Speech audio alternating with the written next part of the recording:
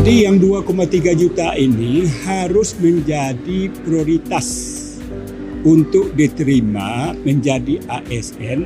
Paling tidak mereka-mereka itu dimasukkan dalam formasi P3K.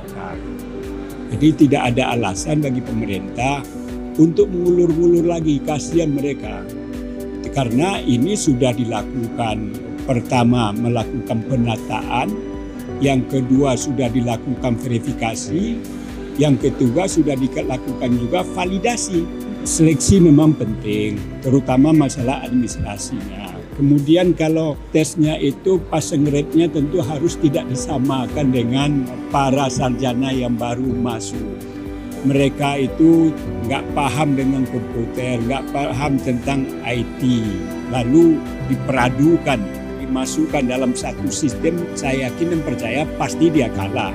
Oleh karena ini perlu ada kebijakan khusus yang harus ditetapkan oleh pemerintah, cara-cara bagaimana tes itu tetaplah, misalkan karena memang aturan mengatakan setiap orang yang ingin menjadi ASN harus dites, tentu passing rate-nya harus dibedakan antara orang-orang yang baru tamat dengan orang yang sudah berusia lanjut tersebut.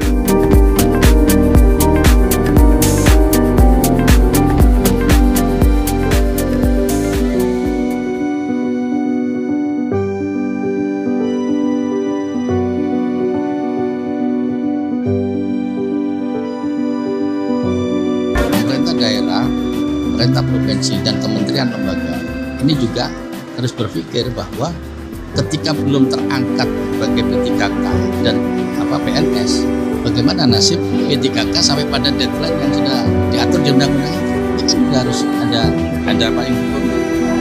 Hari ini kita harapkan LKP bisa menjelaskan secara detail agar tidak menimbulkan kegamangan dari masing tenaga kerja dari kementerian lembaga maupun kabupaten kota dan provinsi. Kalau saya waktu itu usul konkretnya usia kritis, misalnya di atas 55 tahun ini, udah itu prioritaskan aja, konversi langsung jadi P3K. Nggak usah ikut seleksi, kalau dia pengabdiannya sudah teruji, gitu kan? Bidangnya juga sudah dikuasai, apa yang harus ikut seleksi?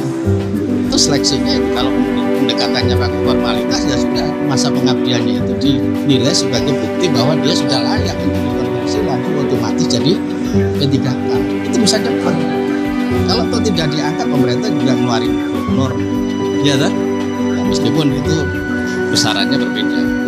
Tapi menurut saya yang sudah kategori tingkat 2 yang tersisa, kemudian usia-usia yang kritis dan pengabdiannya lebih dari 10 tahun, ya langsung aja dikonversikan jadi P3K biar punya status.